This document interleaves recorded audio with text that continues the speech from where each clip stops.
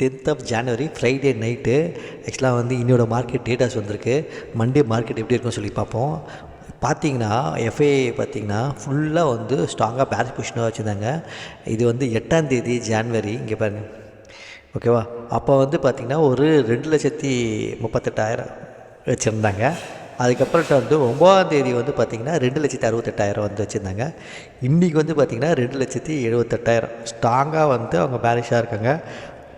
அதுக்கு ஆப்போசிட் யாருக்குன்னா நம்ம தான் கிளைண்ட்ஸாக இருக்குமே, ஓகேவா.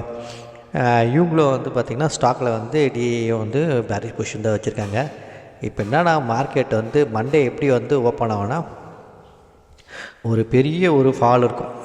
எங்கேனா இது வந்து சிபிஆர், ஓகேவா, 23,456. இது வந்து R1 23,575. சப்போர்ட் வந்து பார்த்திங்கன்னா 23,320, ஓகேவா.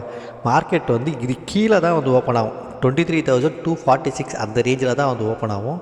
திருப்பி வந்து இந்த S1 வந்து ரீடெஸ்ட் பண்ணிவிட்டு திருப்பி ஃபால் ஆகிறதுக்கு நிறைய வந்து பாசிபிலிட்டிஸ் இருக்குது.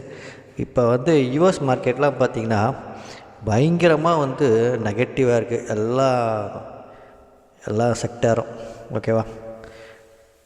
இதான் நிலவரம். நைக்கு மட்டும்தான் வந்து பாசிட்டிவாக இருக்குது, மற்ற எல்லாமே வந்து பார்த்திங்கன்னா நெகட்டிவாக இருக்குது. மண்டே எப்படி இருக்குன்னு சொல்லி பார்ப்போம்.